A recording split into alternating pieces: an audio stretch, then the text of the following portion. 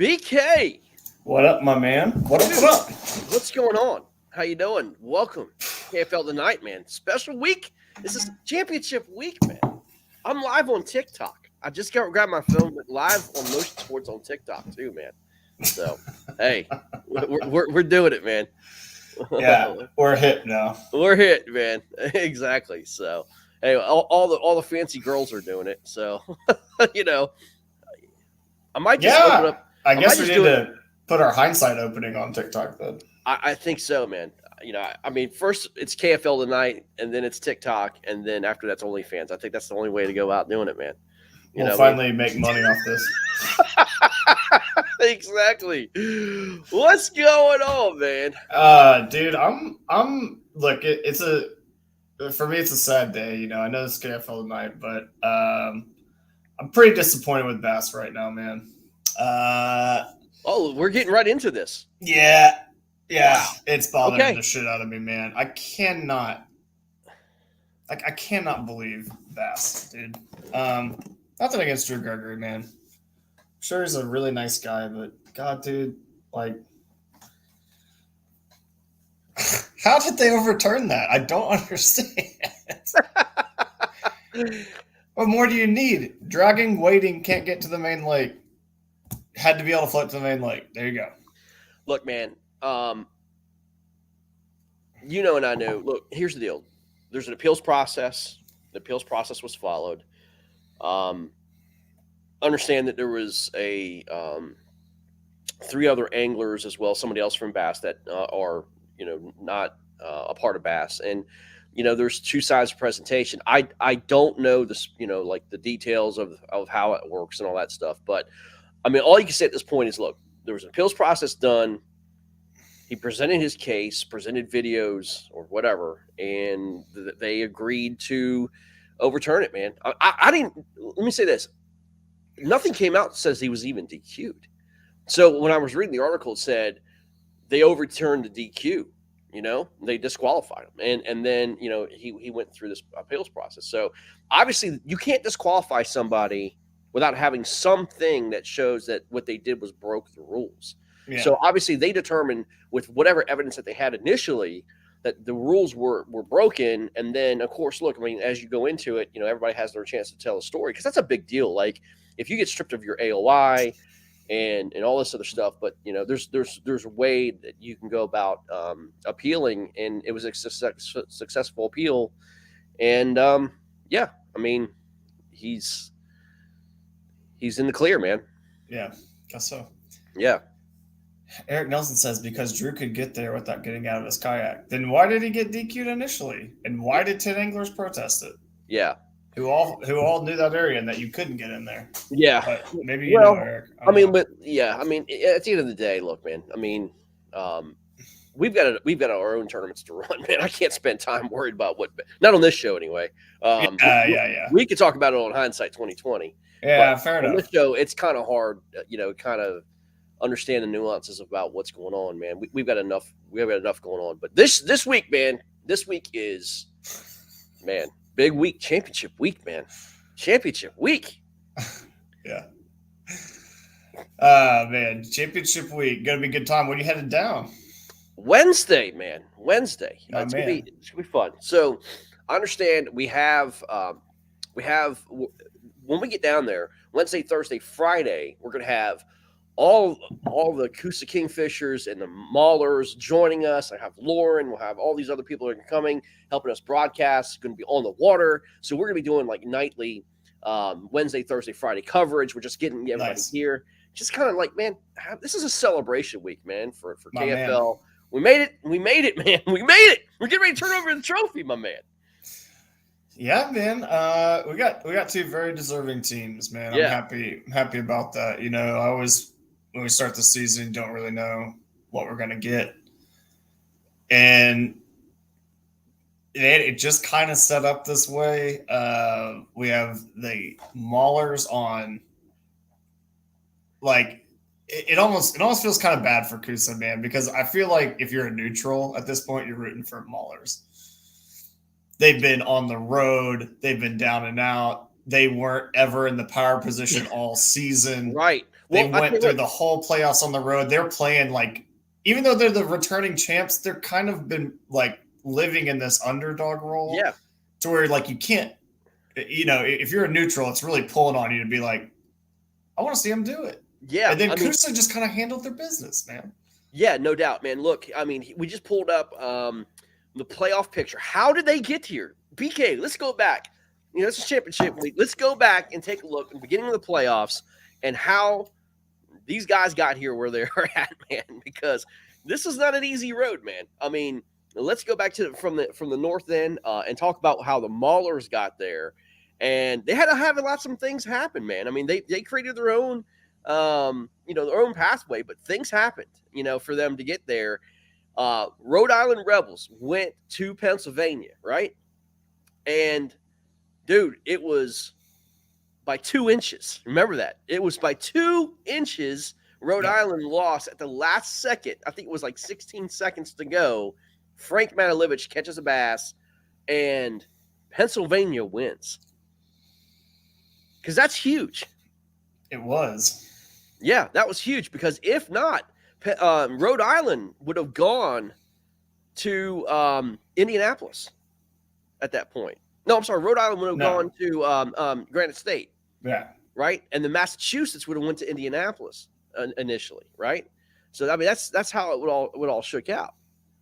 So, but and then Motor City, takes and hosts the Massachusetts Maulers. Now, Motor City was on a banger. You know what I mean? Like they were winning, blowing people out, and having a good year. And then here comes the Maulers, man. They squeak into the playoffs. I think they won in. They had to win at Pennsylvania. They won at home against Bay State, and then they get into the playoffs. But then they go over to Motor City, right? And I mean, to be honest with you, I didn't give them a chance, right? I picked them to win. Not to win. No, not me. I did. Yeah, you did. But Motor City winds up beating the Massachusetts Maulers. And wow, that was a shocker, right? And they handled Motor City pretty damn well. You know what I mean? Dude, yeah, but at that point, man, it was like, I mean, we talk about it all the time. The Momo, Massachusetts Momo is their new name because they got the momentum, man. And like when they came in the playoffs, the way that it happened was hype.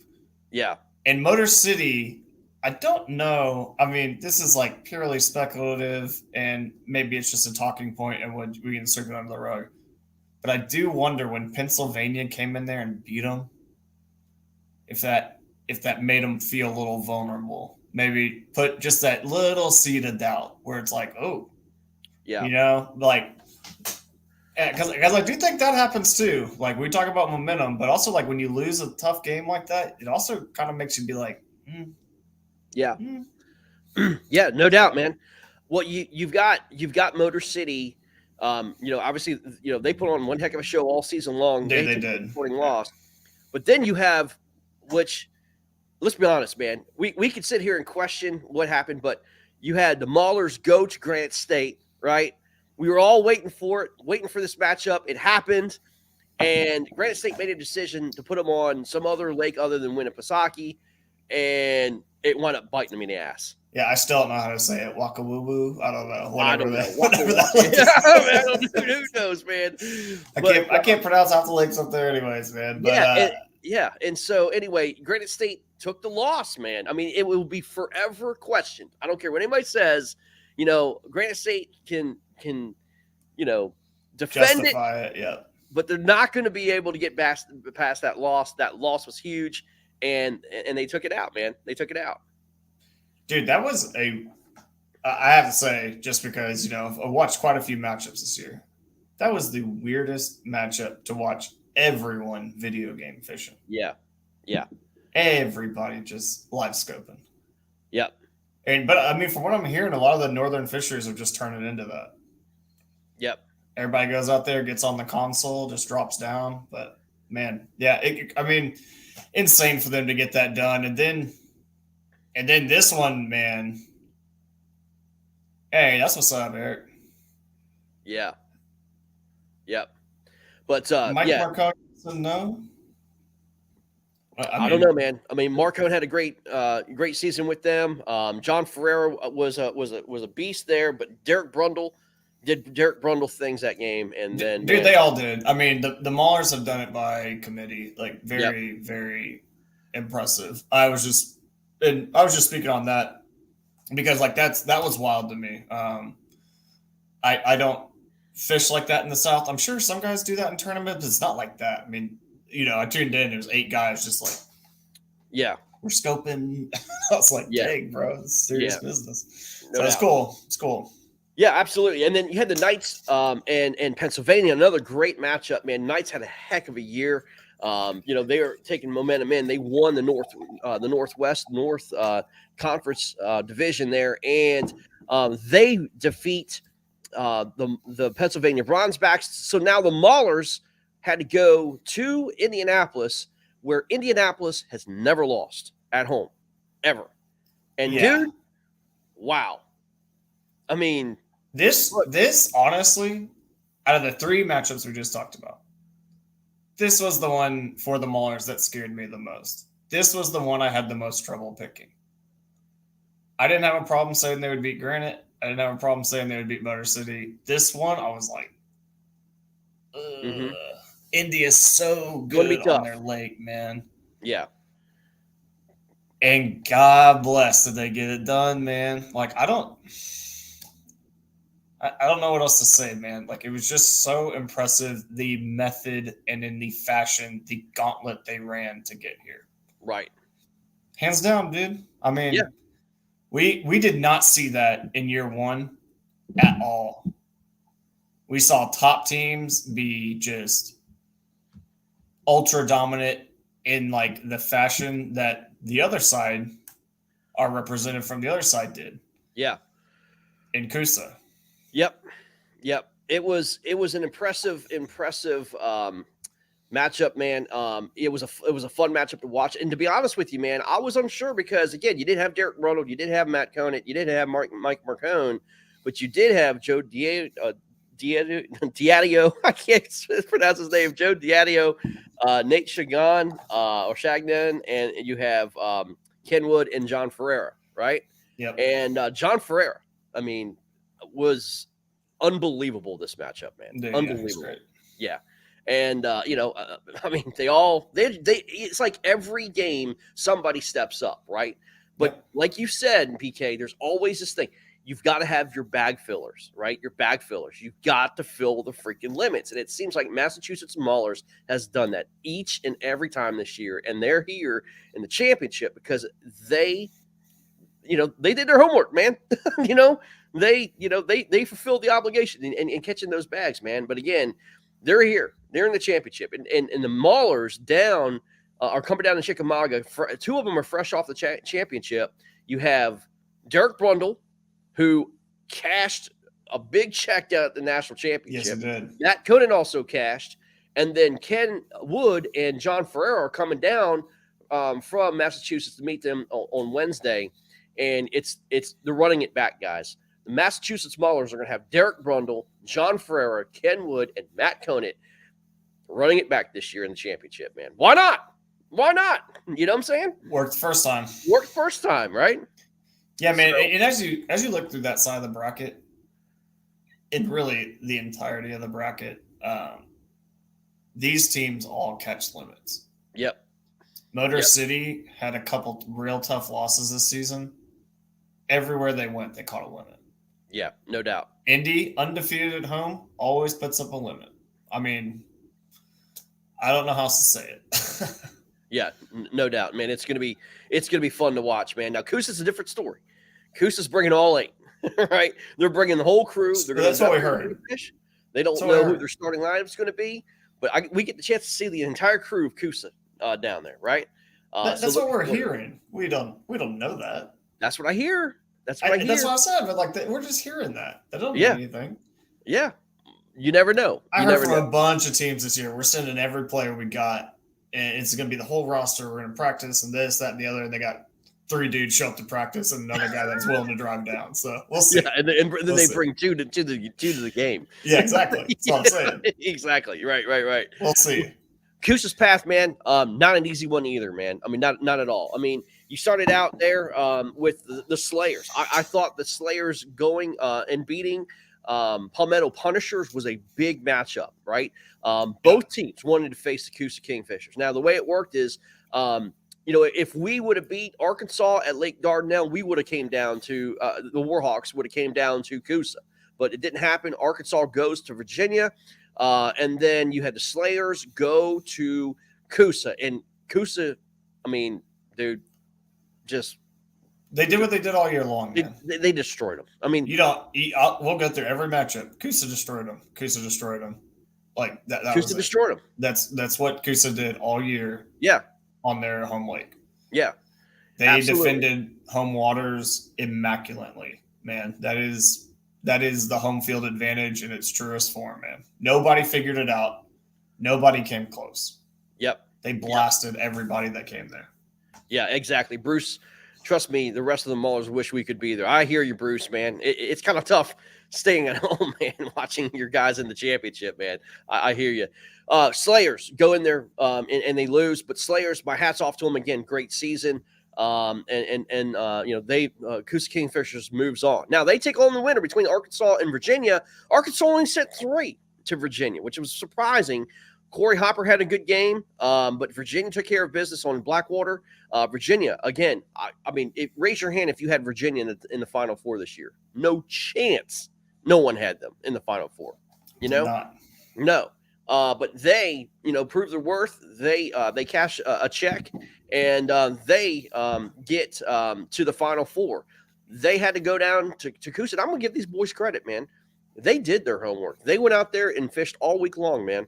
I heard they were kind of in the area of where everybody else were catching fish. They just went too far, or they just didn't get the bite right, or whatever. They just went too shallow. I don't know what the whole docks. Yeah, I mean, whatever they were doing. But I understand that they did their homework and they actually fished the good areas. They just didn't get on the fish that Coosa did, and Coosa just absolutely. I mean, they had 180 inches by 9 o'clock, dude. I'm just saying, every team in the league right now in the South has a board of scientists mixing together new baits and studying maps of Neely Henry, trying to figure that place out, because no one came close, man. Yeah. I mean, Coosa really did. Thank you, Todd. I'm sitting here doing this. My beloved Bears are playing the Patriots, and it's going to be an awful game. So. Wow, what a primetime game. You're better off watching us. Yeah. But, I mean, dude, Coosa just, big hats off to him. I know, that's what home field advantage should be for some of these teams. Yep. And for the teams being we go to Neely Henry and you can't catch that good of a bag, they're throwing up 180 to 190 inches pretty much every match. Correct. I mean, it's not been a lake where it's a 7 to 8 fish game or anything like that. They're throwing up 18, 19-inch big spots, and no one else has just figured it out yet, man. I mean, yep. So it's hard to criticize them on that front at all. I heard that from certain teams this year, and I was like, kind of wrong. I'm going to have to give credit where credit's due. Dan Perry has been fishing lights out. Great. In the last half of the KFL season. Fantastic, yep. I mean, he put up 97 inches, best 5 at Neely Henry during this matchup here. I mean, he went to Florida at Okeechobee, beat the Conrad Benettis of the world on his own water. And basically single-handedly helped them win that matchup down there, man, and brought them. That matchup was so key because Coosa got to keep home field advantage, right? Yes. And without that win, man, we would be talking about Arkansas having the home field advantage, right? And so, man, it was huge for them that they did all that, man. And I'll be honest with you, man, Dan Perry, I mean, he's got to be fishing the championship. You have to put Dan Perry on the water, man. I mean, you would think, right? Yeah. But that's not what Coosa said they were going to do. They said they're sitting all late. They're going to practice. I said last time how I felt about that method. I think that's train wreck stuff. I don't like that. It's not that I'm not a competitive guy and I don't believe in fighting for your spot, but I think that creates a lot more division. Right. especially like, you have a good practice. Some guy doesn't have a great practice, but he's like, no, I'm better on this lake. Like I've won tournaments on this lake. Like Yep. it just gets kind of messy, man. So we'll, Yep. we'll see if that pays off for him. I like Massachusetts method better, where they're like, guys, we're the dudes. We're gonna go down there and get it done. Like I Yeah. like that. I like it. Seems more confident too. Well, I mean, we're going to see. Like Joe McElroy fished today, had a real good pre-fishing day. I looked at some of his stuff on Facebook. He said he had a real good pre-fishing today, man. I mean, who knows, dude? I mean, who knows what's going to happen? I'm going to fish down there. I'm going to get down there on Wednesday. I can't wait. Lauren Fury's coming from Three Bells. We're going to have a big old party down there, man. It's going to be fantastic between all the teams. Keith like Lambert is coming. Todd Patrick's coming. Possibly Eric Siddiqui's coming. We're going to have a good time, man. It's going to be fun. Well, you're invited. Everybody's invited. You want to come? We got plenty of room. Come on. Like Todd said, I've heard that Chick is on fire.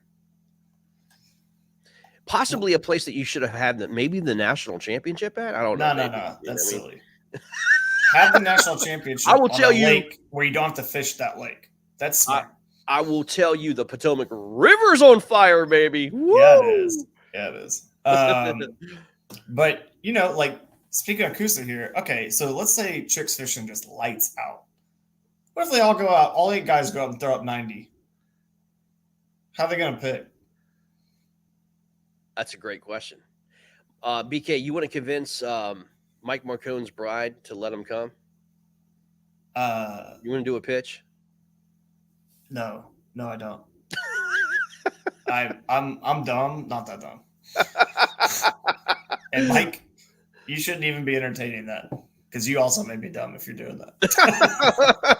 Don't do that on me. Oh man, yeah. You could call it like a second honeymoon, man. Just you have to pay for her to come down and. Okay, Steve, Greg's dumb. Don't listen to Greg. Come on, man. You don't say just do it. Just do it. Don't listen to Greg. Yeah, but man, like. I feel like that is a big thing, man. Like, what if every Coosa kingfisher goes out there and they all put up 89 to 94 inches? Yeah. Which 4 are you going to choose? Boy, I tell you what, man, and also too, man, I mean, it could rub people the wrong way, man. Like, if you're out there putting up 90 inches and then you get benched, dude. That's what I'm saying, man. You know what I'm saying? Like, that's tough. You know what I mean? Like, as a competitor, you've done the work, you get in there and you do your thing. And I mean, you're on fish, and then you kind of get put to the side, and you're not fishing the championship, man. That's especially if your teammates go out there and they struggle. You're like, I'd have caught them. I was on them. Like, yeah, I don't know. Not that can't happen with Massachusetts method, but I think it's more of like you put your faith in your best 4, or what you believe to be your best 4 for the lake, and you just send it like that, man. So. Yes, Lauren, it will be an absolute sausage fest down there. There's no doubt about it. Welcome sorry. to kayak fishing. I'm sorry. Yeah. It is what it is. But Greg, man, all things considered, who you got? I'm not going to give my pick tonight. Oh, okay. I'm not going to give my pick tonight. And the reason why I'm not going to do that is I want to wait until we get down there, work it all week, figure out who's fishing for Coosa, and then on Friday night, I will give my pick. Okay. You know what I'm saying? I want to build it up. This is the beginning of the championship week, but man. See, you can make your pick now, then listen to all the just absolute inflated, made up believe fishing reports and all that, and then you can crawfish and change your pick. Yeah. that's the right way to do things. So I'm talking. Let's talk about little methods, man. Chickamauga, man, great Tennessee River, controlled water by TVA, current driven, lots of creeks, coves. A lot of water changes. We saw last year. Maulers had a little bit different ordeal. They had 4 fishing all around them, whereas the Bandits kind of had 2 and 2. Spread out, and they were on amazing pre-fishing bite. They did not capitalize because the current changed on them, but the Maulers had put themselves in a position where it really wasn't current and driven and independent. I don't know if that same tactic's going to work this year, man. I think you got a lot better experience on the water. This is not the guys that that they faced last year, right? Don't you think the Maulers are going to have to change up a little bit what they did? They can't rely on what happened last year. Completely different circumstance here. It's a little bit later in the year, right, than last year, but they're going to have to change some things. And um, you know, I'm thinking, man. I mean, I haven't been down there yet, but I'm thinking, man, it's going to be power fishing, power fishing, power fishing. You know what I mean? I Yeah, just think it's going to be a power fishing deal. not to just totally dookie on what you put out there, but the Maulers are not a team that does that. They don't be like, well, this worked last year. We live and die by that. Like they haven't done that all year. And they've Correct. been Fair playing enough. road games all year. And when you went on the road in this league or in just kayak fishing in general, when you go new places and you get it figured out, it's because you're skilled Yeah. and you know how to break down water quickly, effectively. The Maulers are very, very good at that. Yeah. I think Kusa obviously has immensely more, probably hours experience on this lake, Yes. and that's where the point you're kind of making about the Maulers. I think that if you're talking about like that, like fallacy Fishing or history, like man. Fishing history. Yeah. exactly, yeah. Well, that's what I'm saying. If you're talking about fishing history hurting someone, I think it's more likely to be Kusa than it would be the Maulers. Just Okay. they have way more familiarity. They probably have spots. The Maulers have been like they probably fished the lake maybe a couple times between all of them. So Yeah. it's not like they're super dependent on that kind of stuff. Right. That being said, when you do have history on a lake, or you can figure it out based on previous patterns, I think that gives Kusa the advantage. Yo, Michael Thornton. Reapers want Coos at our home next year. You got to earn it, baby. You got to earn that. Yeah, that's what home field advantage is for. Um, but like that's the fun part about this is I think Kusa has the home field advantage here. And when if the lake fishes like that on its given day, I think Kusa's slightly favored. Right. If they go to fish that stuff and the lake's in a different cycle, different pattern, whatever, and they were relying on it, then I think it favors the Maulers a little bit. So like I said, it's a great matchup, man. Like it really is shaping up really nice. I'm not sure we could have two teams that It's are gonna be a going to banger turn. It's gonna be a yeah. banger game, man. Yeah. It's gonna be awesome. I mean, again, I can't wait. I can't wait to broadcast. I'm gonna have Lauren right next to me. We're gonna broadcast in person together for the first time.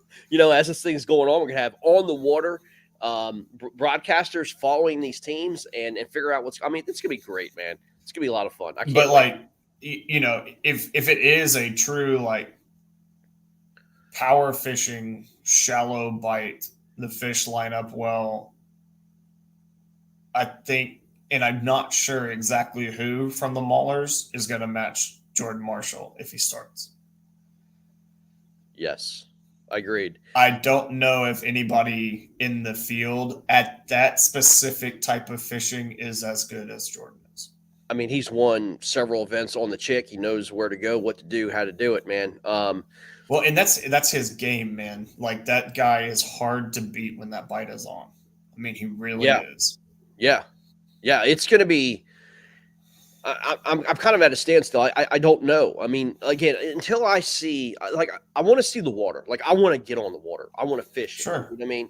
And then I'll have a better idea of We're what's just happening. playing hypothetical Yeah, funsies here, man. Like we kind of did like we did the Maulers versus Granite State. We were kind of talking about like individual matchups, yeah, yeah. and just what I'm saying is like if it is going to be a power fishing shallow water bite, I would have to say Jordan. Like who matches up? Who's going to eat up the inches that Jordan can put up for the Maulers? Well, uh, yeah, exactly. I mean, again, if I want to see if there's grass there, I want to see if the water level's down, if it's starting to get to winter pool. If that's all the case, I mean, it's a different ball game. If it's full pool and the current's raging and they're pulling, I haven't looked at all the schedules yet.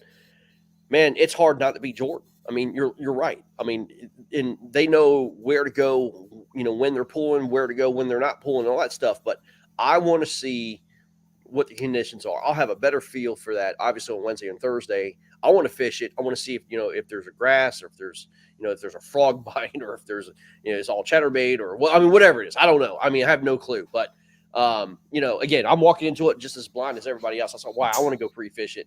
And if it's anything like what I saw today on the Potomac, dude, I'm gonna tell you straight up, I have no idea who's gonna win it. I mean, I know the Potomac's not anything like the TVA, but dude, I'll tell you straight up, man, it's gonna be unbelievable. Yeah, well, I mean, Like that. I'm seeing lots of people say Ken Wood, man.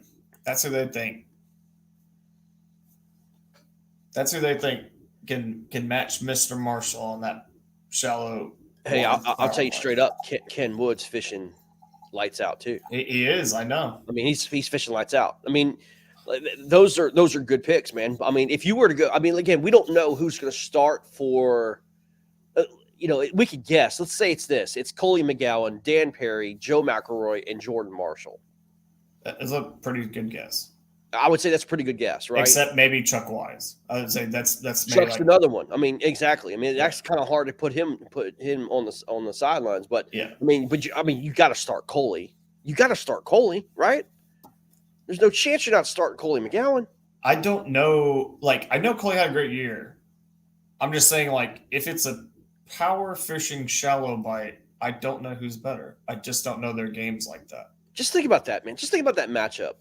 Derek Brundle, Matt Conant, Ken Wood, John Ferreira versus Dan Perry, Jordan Marshall, Coley McGowan, right? And Joe McElroy. Coin flip. I mean, come on. I mean, coin flip.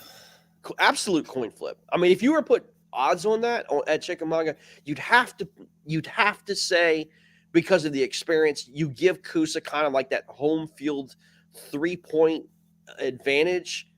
But I'd say it's going to be, I'd say 2.5 is where you would put the to Kusa at favorite. Yeah, I don't know, man. I'm not really sure because, like, how much does it weigh that, like, Brundle and them have been there before? They've done that. They've won this before. Like, on this lake. Super Bowl experience, right? Yeah, exactly. Man. Yeah. That's what I'm saying. So, like, yeah. I think it's just dead even, man. Like, I really do think it's a coin flip. Yeah. Now, I will pick someone. Yeah, go ahead. These guys, I would tell you, these guys are going to experience things, and Maulers have experiences, but Coos is going to experience stuff at the ramp that they've never experienced all year. Okay, their nerves are going to be absolutely going crazy. Okay, at the boat ramp, getting this, this game started. It's going to take you a while to settle down. Once you get on the kayak, get you to your spot, lines are in. Man, it's just kind of just like all the emotion through the weeks just kind of just is going to it's going to weigh on them. And then once you start, and then if you don't catch that first fish, and this is what happened to the Bandits last year, they didn't catch any fish until very, very late. Man, it's like you're pressured, man. I mean, you see the scoreboard lighten up. Man, it makes you think in different ways, man. I will say, and this may be one of the most underrated qualities of the Maulers, and I've just not seen it, at least like in their personalities. I don't know if they really get spun out. I have yet to see any of their guys have a meltdown. Yeah. I don't ever see any like crazy emotional post about like I got spun out, like I wasn't putting fish in the boat, whatever. When they lose, they're kind of like wasn't on them. Yeah. Didn't get it figured out. Yeah. And when they win, they're kind of just took care of business. Which I think is a great thing, but I know our boy JM, Jordan Marshall, I know he could get fiery. Oh, yeah. Go bring your kids to the lake that day. Think about this.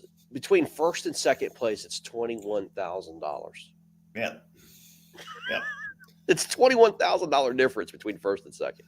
Yeah, man. A lot of money. I don't know, dude. I like McElroy's experience, man. Very calm. Had that insane Bassmasters tournament.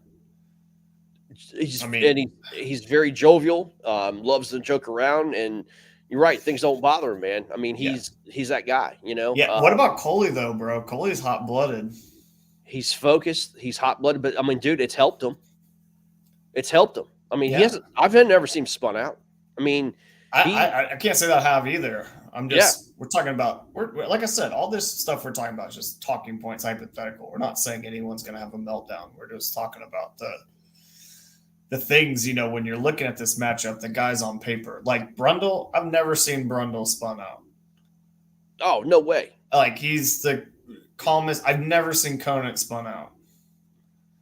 No. Ken Wood, I only see him spun out when Steve O'Brien posts something on Facebook. It's the only time I've ever seen it. Right. And then John Ferreira has the best mustache there, so like he's not gonna get stashes. Yeah, I mean, it's almost Palenza's. I mean, Palenza's stash is the king, but John Ferreira is starting to get up there.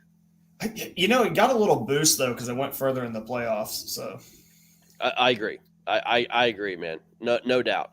Who can handle back and forth live? Yeah, there you go. Who can handle back and forth live? Who can? Yeah, I'm not sure it's going to affect either team. But if I had to say one team's less affected, I would say the Maulers just don't care. Like I just don't think they care. Yep. Yeah, she's right. We expect all 8 of these guys to be on air, right? And when you're fishing live and you're trying to be entertaining, but yet you're fishing live, it's a whole different ballgame, right? People actually get to see what you're doing. What a novel concept. Yeah. Greg, I know you said you want to see the water, but like, you know, if you got to pick 2 or 3 baits you think are going to really play, you think we're going to see a lot of fish being caught on that. You want to take a little guesses here? I'm taking 2 baits, man. I mean, really? The 2 baits that have 3. Let me just say this: 3 baits. Yeah. I'm taking a frog. Okay. I'm taking a white frog. I'm taking a chatterbait, and then I'm taking a crankbait. Okay. Or square bill. Yeah. I think the spook or popper is going to play quite a bit. Mm-hmm. Oh yeah, I was thinking about buzzbait too. Mm-hmm. But yeah, I think as we talk about so often, I feel like this is going to be a jackhammer tournament.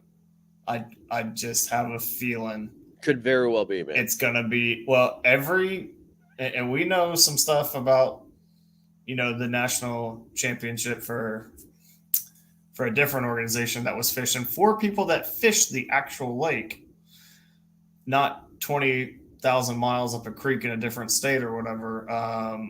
Chatterbait played. Yeah.